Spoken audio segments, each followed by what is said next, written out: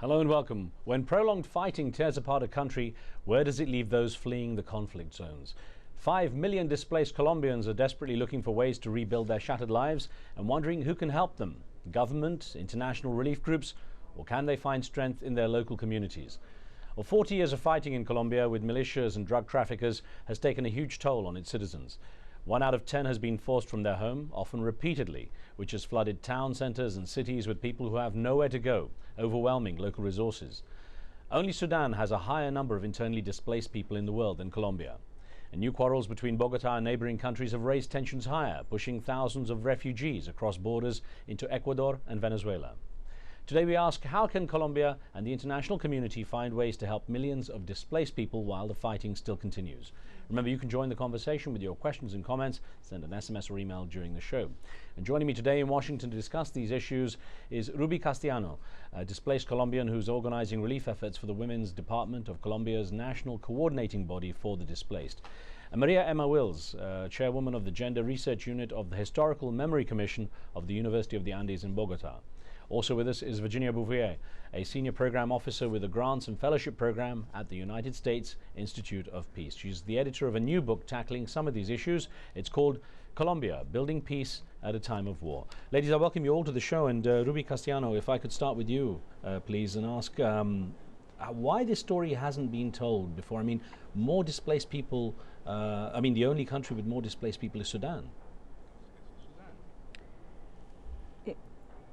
Tal vez porque allí no ha habido Perhaps because algunas there's not been concern on the part of the government to give visibility to the real situation in Colombia, especially the situation with the peasant farmer communities, the indigenous communities, the Afro-Colombian communities. Give me an example of how someone in Colombia can become displaced.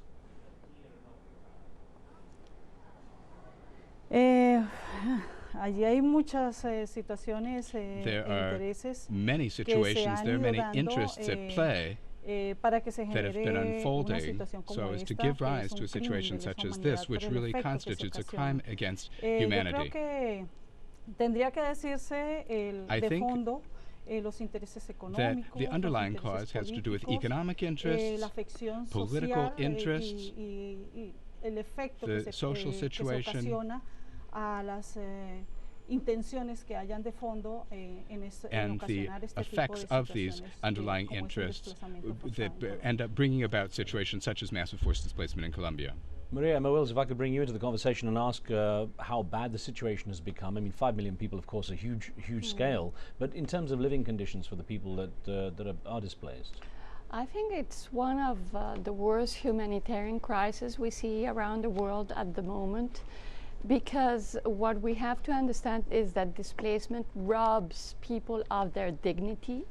You do not only lose your land, you lose your neighborhood, you lose your community life, you lose your way of life, you lose also your daily livelihood. So what happens is that when people get to the bigger cities where they look for jobs, they won't find jobs easily, and they are put in positions where they have to beg for survival. And this is people who never in their lives had to beg or to ask for money. They had their own dignity. So I think that what we have to understand is that the major loss is their dignity, their daily life. And its impact is disproportionate on different parts of the population: women, youth, Afro-Colombians, the indigenous. Why in particular? Because these communities are in the territories that are under struggle. It's like a curse, you know. Afro-Colombians and Indian ethnic communities are along corridors that are looked after by the armed actors.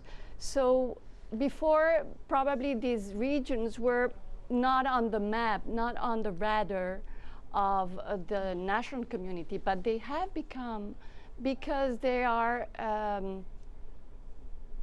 there's greed upon those territories by the armed actors. We'll look at some of the reasons in a moment as well. I'm going to bring in Virginia Bouvier here, and glad you could join us. Let me ask you one thing. What danger is there when you have this kind of situation with large numbers displaced and effectively dispossessed by the community, that a vacuum opens up, a sort of political and social vacuum, which leaves the people in these sort of homeless situations to be essentially prey for recruitment for militias and insurgents and gangs? Well, I think you raise a really important point in terms of the relationship between the conflict and the problem of displacement. Most of the displacement that we're seeing in Colombia today is directly related to the conflict. Maria Emma has mentioned how the struggle for land and for natural resources and for transportation corridors for coca or cocaine products has made these lands quite valuable and a source of fighting. So really, until you start thinking about how do we resolve the conflict, you're going to continue to have the problem of displacement. Furthermore, as you mentioned, the displaced people themselves have very few options, and so they do become targets for recruitment by some of the illegal armed actors, and this is a cause of increasing concern. And I think, Virginia, that also there's the issue that when you have 1 in 10 approximately of the people displaced, I mean a number that's over 5 million now, it must have an impact on the economy of the country, because you've got a large part of the potential workforce out of action too. What impact is it having on Colombia? Absolutely. I think you're right. These are folks who have been marginalized, many of whom had some sort of subsistence survival mechanism at least, and engaged in informal economy back in their places from which they were displaced. So I think you're confronted then, both at the government level especially, with the issue of a very large workforce that does not have work. And Ruby, one of the things we mentioned at the beginning is that some people are displaced repeatedly. They manage to find somewhere and they moved again. Have there been any cases that you know of in all the work that you do where people have managed to return home successfully? And what has allowed that to happen? Could it be repeated for others? A ver, por ejemplo, en el caso que hemos vivido, For example, mi comunidad, in the case of my community, from which I was displaced, para transmitirla acá, and which I would cite as an experience to share. De un desplazamiento que se da inicial de Granado. Initially, there was a large-scale, sequential, and later massive displacement in 2003, and ultimately, the farmers were dispersed into different regions of the country. But given the effect of displacement and the conditions that displaced persons find themselves in, well, the government has not provided any response. It has not assimilated or supported the possibility of people escaping the situation of displacement, which requires us displaced people to try to get back to our territories. But there we find many situations that make it very difficult to recover our lands and our territories. When we have tried to take possessions of our lands once again, we have been victims of threats, assassinations, forced disappearances, which lead to new displacement. There's another form of displacement there caused by physical violence,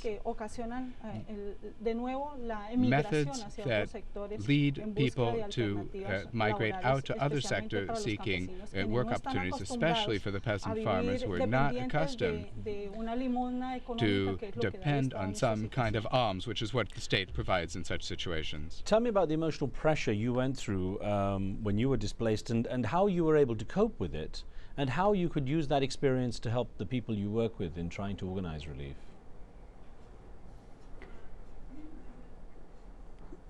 La situación, mi experiencia en el caso de my experience as a person who has been a leader since the age of 14, I worked with an agrarian trade union.